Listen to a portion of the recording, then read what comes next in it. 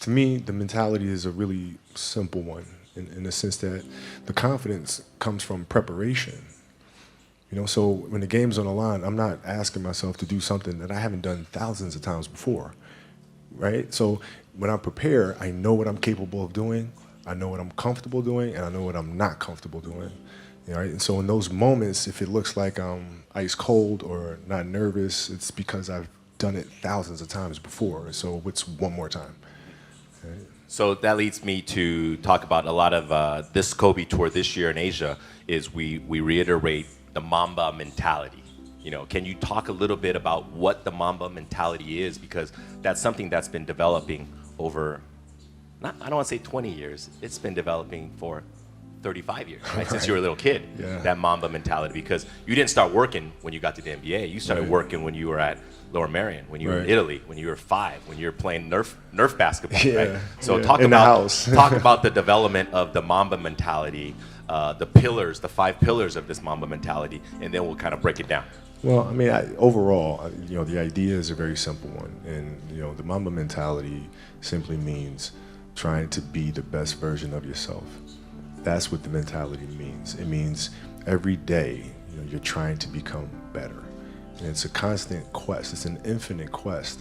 So starting at the age of 2, when I first started playing the game, and on and on and on, I always ask questions. I always try to get better every single day, learn more. You were asking questions at 2?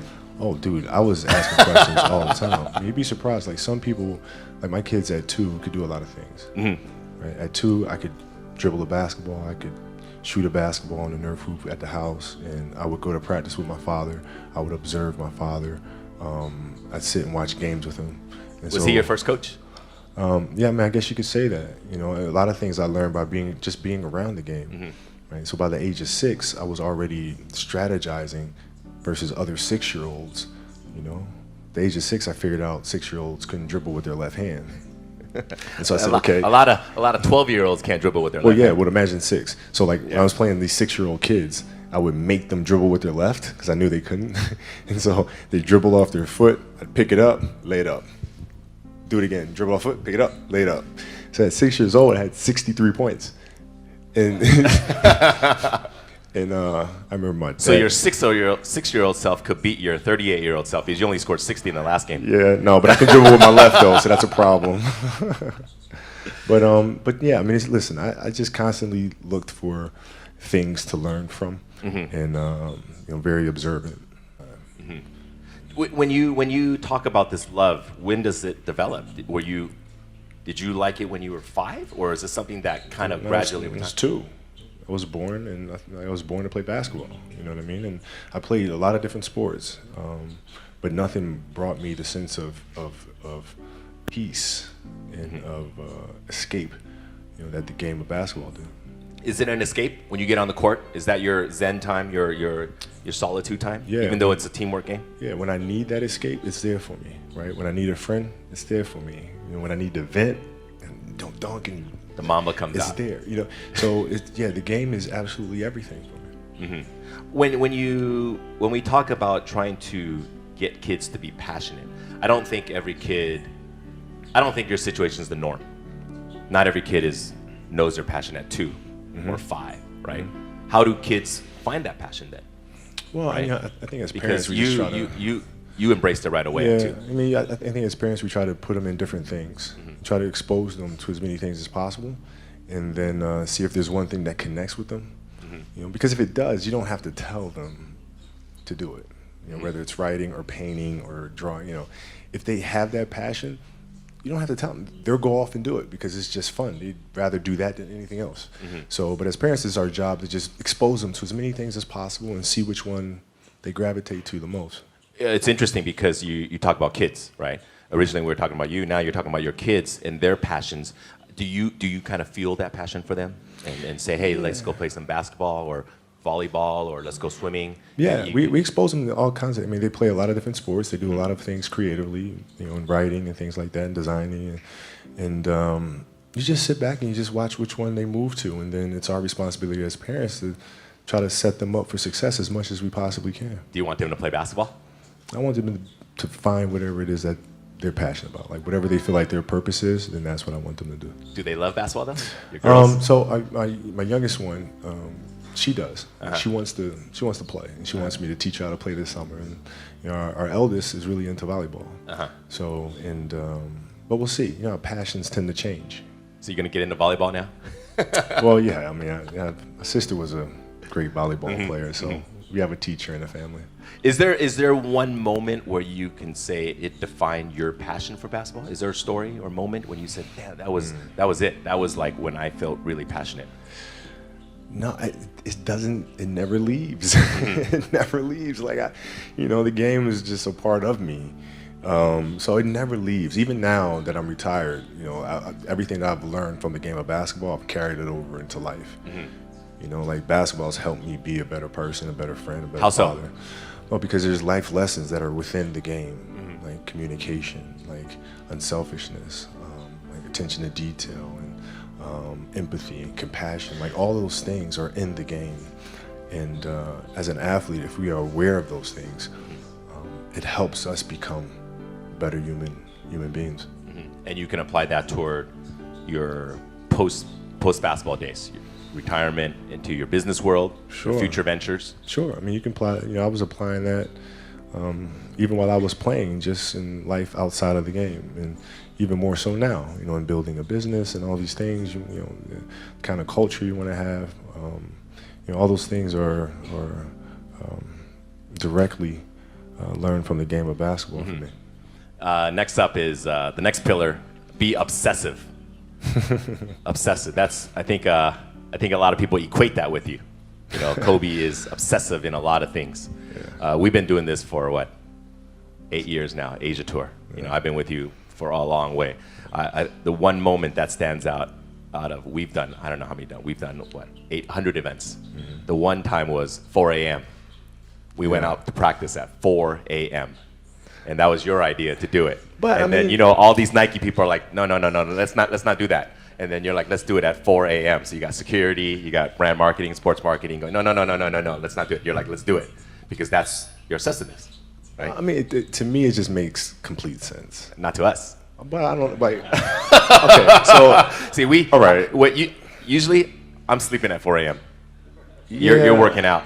So talk about that. Okay, so if your job is to try to be the best basketball player you can be, right? To do that, you have to practice, you have to train, right? You want to train as much as you can, as often as you can.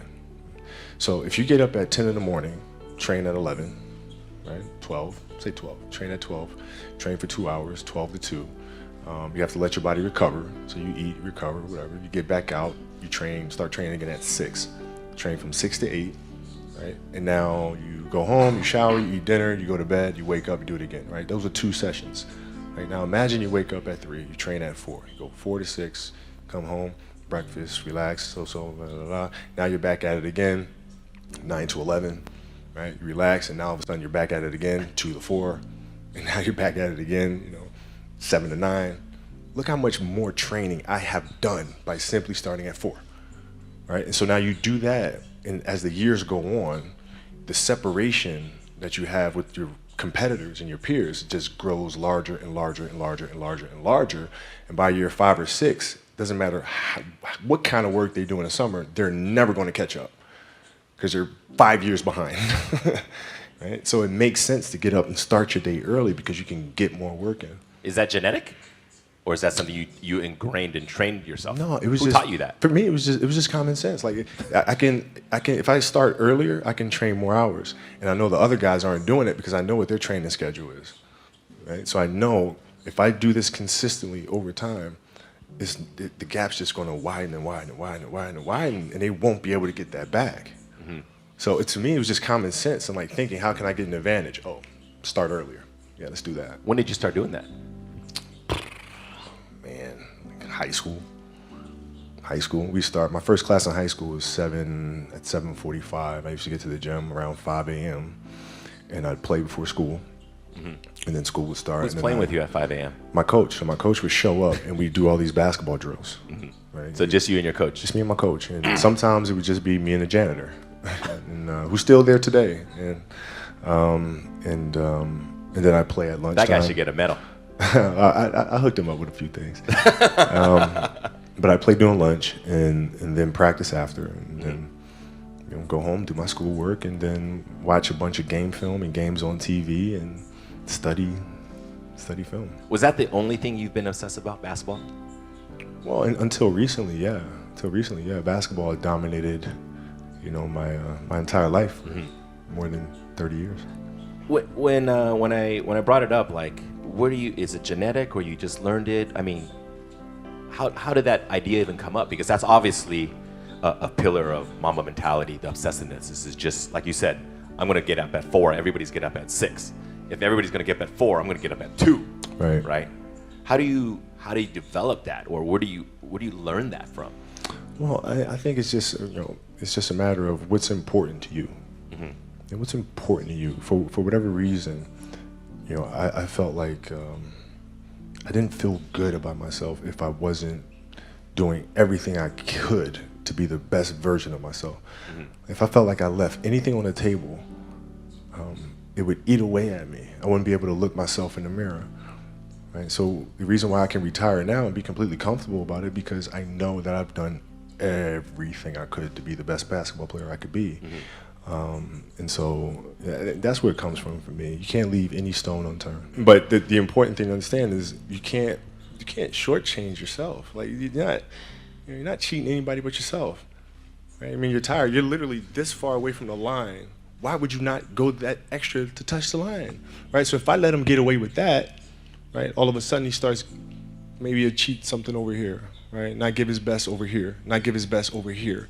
And as years go on, he's going to be he's not going to reach his full potential because he's been taking these little shortcuts that just add up. And you can't let that happen. Our job as teachers, as mentors, as inspirers, it's our responsibility to hold them accountable to those things. The funny part is we were just talking about this kid. We were in the back, and Kobe's like, I bet you that kid will never, ever miss the line again. Yeah.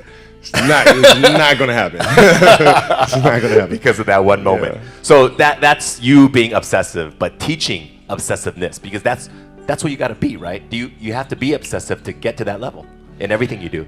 Details, don't waste time, do it right, perfection.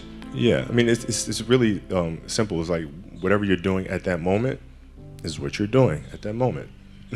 It's like that's where the obsessiveness is having attention to detail for the action that you are performing at the time you're performing it. And if you can have that kind of focus, you can't help but to have a certain level of obsession or attention to detail. Moving on to the third pillar is to be relentless. That we know you for. We see you on TV being relentless. First quarter, second quarter, third quarter, fourth quarter, attack, never letting your teammates slack off. Attack. How do you get that? Talk about what is the meaning of relentlessness to you? Well, it's to never to be unyielding. Never give an inch to anybody. Never, like you're always going after it. Always going after it. And if there's a challenge that ensues, oh, good, I want to see how I stack up to that. So you go after it. And it's just, it's fun. It's like you get a chance to compete against opponents, and you get a chance to see where you stack up against them. It's like, I want to see. Maybe I'm not good enough today. If that's fine. I'll be good enough the next time I see you, though. And you get a chance to always measure yourself. And it's just fun to do that. So I guess that's where relentlessness comes from. Is it something that's also learned or ingrained, or is it something you kind of learn over time? Because these things that we talk about in the Mamba mentality, for you, it's second nature. It's not for a lot of people, right? A lot of it is trained or it's not God-given. No, I had to learn it as well, though, because I had a year of playing. Like when I played basketball in Italy, I was taller than everybody else and faster, like the age of 11. And I came back to America to play basketball, and it was not the same thing because kids were bigger, stronger. And so I went through a summer of playing basketball in America where I didn't score 1 point. It was one league, I didn't score 1 point, and it was devastating. But I had to, no, I'm not giving up. It's not going to happen. So you bounce back and you keep playing, you keep practicing. But I mean, it wasn't handed to me. You didn't score 1 point. Not one. I mean, not even a free throw. And you were Zero. You were how old? 11. 11. Were you playing against 25-year-olds? No, I was playing against 11-year-olds. No, I was playing against 11-year-olds. That's hard to believe. Wow. I know, but I was playing against 11-year-olds and I didn't score 1 point. And then was that did it hurt you? Were you? Well, yeah, it was very embarrassing because my father was a Philadelphia basketball legend. Mm-hmm. My uncle was a Philadelphia basketball legend, and now here I am, this kid with like these really big knee pads, and I'm walking around and I can't score anything. So it's like really embarrassing. That drove you? Of course it did. Of course it did. And I vowed to be much, much better. So you live for those moments where you're embarrassed, when you're down, people kick you, don't let you score. Those are the moments that drive you. Well, I mean, those are the moments that occur, right? So whatever moments occur, good, bad, or indifferent, I can use those moments to propel me forward, use those as fuel to help me be a better player. Is there a moment in your NBA career where you felt like you didn't hit that mark and that was a huge transition for you? Yeah, I always felt like I missed marks in the league. What were some of the down moments for you in basketball? Well, losing to the Celtics in the finals in 2008, I mean, that was tough. Oh, that hurt me too. Yeah, I mean, it was brutal. And I remember at night in the hotel room after we lost, just thinking to myself, I might never win another championship. Like, I might have just, like, this is it. It's too hard to get back here. Maybe it's not in the cards to win another one. And so I go through that night of being mad. And then the next morning I wake up and I start thinking, nah, I gotta fix this. So where did it go wrong? Why did we lose? Right? We weren't tough enough. Okay, we weren't tough enough. Whose responsibility is that to make the team tough? It's mine. All right, so now I have to start figuring out how I'm gonna lead this team differently so to make sure that when we get to the finals the next time, we're tough and ready for this challenge. And that's how you bounce back from those moments. That was 2008. 2008. Right? 2008 against the Celtics, and I mean, all of Laker Nation was hurt especially because it was against the Celtics. Right? It was painful. Celtics. You can't lose. Celtics, come on. God. Celtics? Well, yeah. Because also that was their like 17th, right? Yeah. For their organization, and the We Lakers. don't talk about that. Yeah. And then you bounce back the next year against Orlando. Orlando, Right? beat Orlando, then got our revenge against the Celtics in 2010. Did beating the Celtics feel better than beating Orlando? Oh yeah. Oh yeah. Yes, yeah, oh yeah. I mean, I grew up such a Lakers fan, and so like the Lakers and Celtics rivalry, just hate 'em. and everything. Yeah, Oh, like you hate 'em. We can't. There's just no way I can be on a Lakers team that loses to the Celtics twice. No. It's a funny thing no. because in Asia, me being here in Asia too, a lot of fans are fans of a player, and they love that player, and subsequently they love that team that player plays for. But growing up in the States, if you grew up in Philly, you were a Sixers fan, Right. and then if you grew up in LA, you were a Lakers fan. Right. You were also a Dodgers fan, and at the time you were a Rams fan. You affiliated with your city, Right. and then the city that you hated was your arch enemy. So Right. if you're a Laker fan, you just hate the Celtics, and you hate every team Yeah. every team that loses them. You root for every team against the Celtics. No question. Yeah.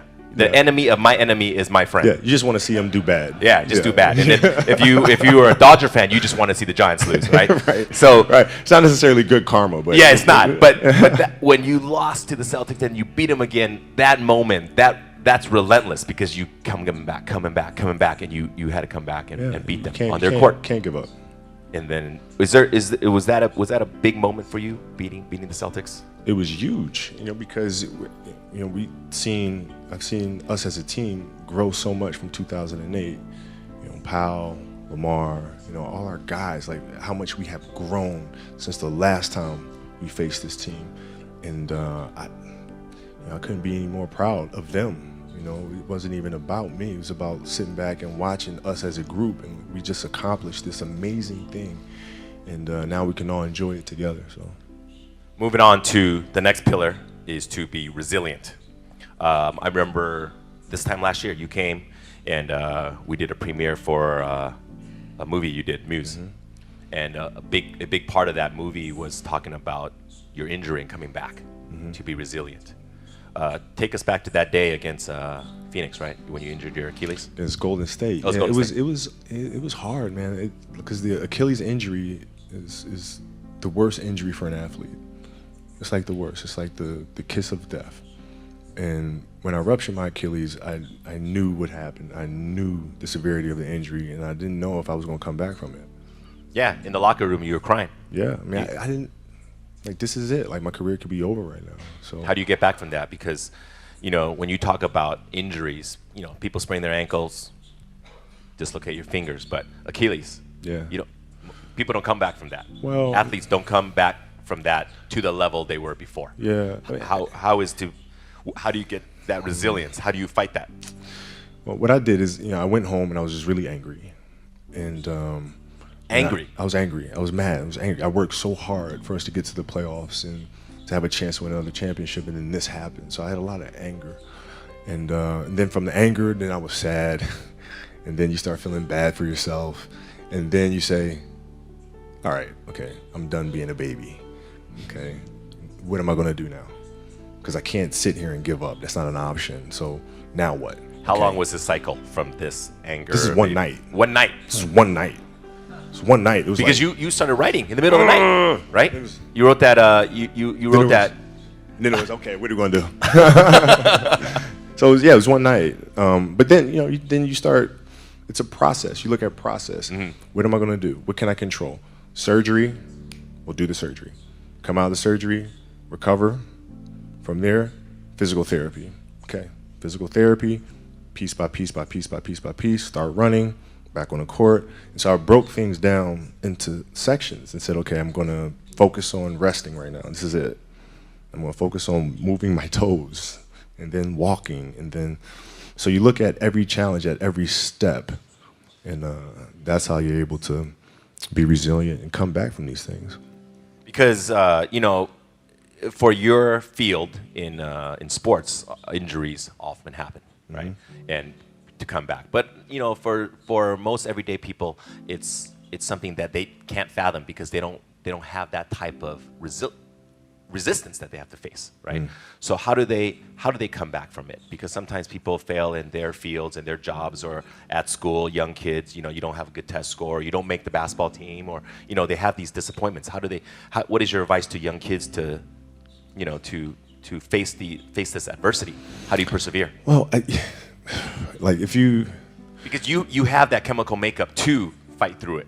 Yeah. Not all kids do. But you every kid, every person has the ability to put one foot in front of the other. One step at a time. Right? So like if you're saying, okay, I'm going to climb Mount Everest, you're at the bottom of the mountain and you look up and you're going, I'm not going to climb Mount Everest, right? But if you break it down into sections and you just one foot in front of the other, one step at a time, next thing you know, you're at the top of the mountain. So the map, the plan is to set short-term goals. Yeah. And to get there, A to B, B to C, C to D. Coming back from my Achilles, I came back from the Achilles, and I was fine. And then the next year, I fractured my knee. Right? It's like, oh, here we go again. Come back from that next year, tear my shoulder. Here we go again, right? But if I looked at those things in totality, it'd be depressing. But if I look at it as just the facts, this is it happened. Can't do anything about it. It happened. Now what are you gonna do? One step at a time. Achilles, knee, shoulder, any step of the way you said, screw it, forget it, done, no more. No. Never. No. Well, no. Why? Right? Because as time goes on, I'm sitting there, 70, 80 years old, and I'm going to be wondering if I could have come back from this injury. I don't want to wonder. I want to find out. We got to get to that 60-point game. I want to see, man. We got to get to that game. Yeah. If the critics are out there saying he's done, he'll never come back, well, maybe you're right. Maybe you're not.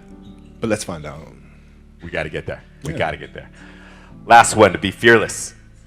That's something that I think every young adult, young kids, they face their fears, right? What does that mean to be fearless? Why is that such an important part of the Mamba mentality? Well, man, because I think the greatest fear that we face is ourselves. Actually, I think it's not anything that's external or anything that's superficial. I think the greatest fear you face is yourself, because we all have dreams, and it's very scary sometimes to accept the dream that you have, and it's scarier still to say, okay, I want that. It's scary. because you're afraid that if you put your heart and soul into it and you fail, then how are you going to feel about yourself, right? So being fearless means putting yourself out there and going for it. No matter what, go for it. Not for anybody else, but for yourself. When you got to the league, you were 18. Did you have any fears before getting there, or when you got there right away? Yeah, I mean, I had fears that everybody was going to be right. I made a poor choice, poor decision. Jump from And high I school wasn't- to the NBA. and I wasn't going to amount to anything. So that was always in the back of my mind, for sure.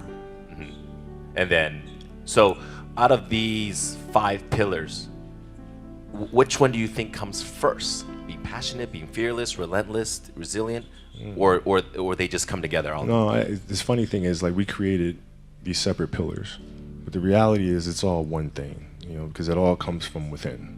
It all comes from within us. We all experience these things at different stages and different points, different times. The key, I feel, is just to be aware of those moments as they occur. Right? You're aware of a certain fear or a certain obstacle or challenge, right? You're just aware of those things, and then from there you can navigate through them. But I look at them all as one connecting thing. Because I think being fearless, this last one sticks out in my mind a lot because, being in Asia, Asian kids, a lot of times they're a little bit more boxed in thought, in mentality, as opposed to Western kids. Western kids, a lot of the family, the environment, ever since a young age in school, it's preaching independence. Speak your thoughts, be creative, independent. A lot of that, it's also reiterated by teachers, principals, mothers and fathers and aunts and uncles and coaches, is to bring name to yourself and to be independent, to be out there and go on your own. But in Asia, a lot of the cultures, whether it's Chinese, Japanese, Korean, it's, don't go out there and do crazy things. Don't go out of your comfort zone.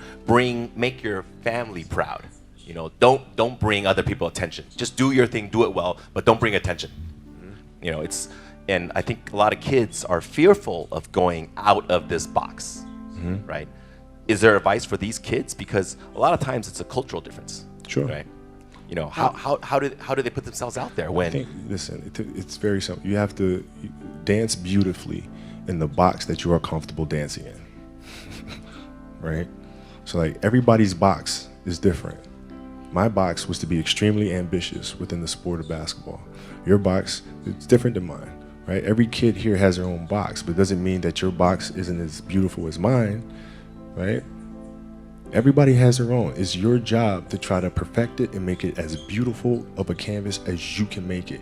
And if you have done that, then you have lived a successful life. You have lived with Mamba mentality, right? So it doesn't mean you have to go out here and do all of these crazy things. I'll have to be like this person or that person. No, what are you comfortable being? What is it that you want to do with your life? And once you have that, then you try to live it to the best of your ability.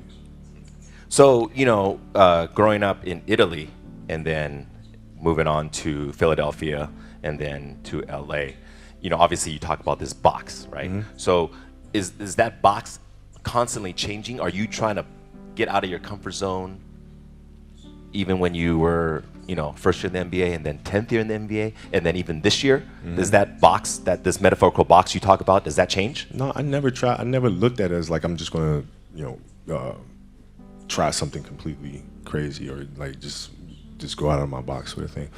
I just looked at it as I want to be one of the best basketball players who have ever played. That's the end goal. Okay, how do I get there? How do I get there? And every decision I made in my life was centered around the process of helping me eventually get there. You know what I'm saying? So I had that purpose. And once I had that purpose, every decision that I made was centered around that purpose. You think you got there? Looking back upon it now, 2 decades in the NBA, high school, Italy to high school, and Philadelphia to the NBA. You spent your whole career with one organization. To me, is your biggest accomplishment, to be with one team. Thank you. You look back upon it now. when you had your goals as a kid. You're 5 years old, you wanted to be in the NBA. And then when you're at Lower Merion in Philadelphia, and those dreams started to become, hey, I'm going to get there, right? And then you're in the NBA, you set goals for yourself. You talk about all the time. When you're young in the NBA, you set personal achievement goals. I'm going to win a game. I'm going to win a championship. I'm going to win the MVP. I'm going to win this. I'm going to win that. And then later on, you changed because you said, I'm just going to get better. And if I'm going to get a better left hand, I'm going to have a better three-pointer. I'm going to have a better free throw. Those other personal achievements come naturally. Now you're done. Played your final game, 60 points. You dropped it on Utah. Mamba out, right? Yeah. You look back upon it now. Where do you see yourself? Did you do everything you wanted to do? Did you become the best basketball player you can ever become? Well, Did you become the best? It's GOAT? It's weird. Like my vision of what my goal is changed drastically as I got older. So like as a kid, I said I want to be the best ever, right? And now you go through your life and everything you do is try to be the best ever, be the best ever, be the best ever. And as you get older, you start understanding that those things are very superficial things, right? And everybody has a different opinion about it. No matter what you do, I can win 20 championships. There's always an opinion on who's the best. Everybody has different opinions. And so I started really kind of understanding maybe that's not the important thing. Maybe the important thing is to, how do we as a team grow? How do I help my teammates be better? So that was the first change for me. And then as I got older still, it became more about how are you inspiring others, right, to find themselves. That is the ultimate championship. So won 5 championships, that's great. Another team won a championship this year. Team's gonna win a championship next year. Those things come and they go. But what stays is how do you use your passion and use that to inspire somebody else to create their passion, and then how can they pass that on to the next person? That is true success. So my goals have changed drastically from the time I was 6 years old to the time I was 17 to the time I was 25, and now sitting here at 37. So now you left the game of basketball. We're here in Shanghai. We're going to end our talk today because we've gone a little bit past our limit, but I think everybody is very happy to be here, and I think they learned a lot about the Mamba mentality, right? What's next, for you? Well, I mean, it's always teaching the game, right? Teaching the game through various ways. We do camps and clinics, we do those things, but also through storytelling, right? How can you share stories with the rest of the world that challenges them to look internally? And to learn things like process and learn how to navigate the sense of self and all these things. How can you infuse that into entertainment in a way that pushes our culture and our society forward? Those are the questions that I'm really, really intrigued by, and that's what we'll focus on. Ladies and gentlemen, one of the greatest of all time, Kobe Bryant. Thank you. Thanks so much.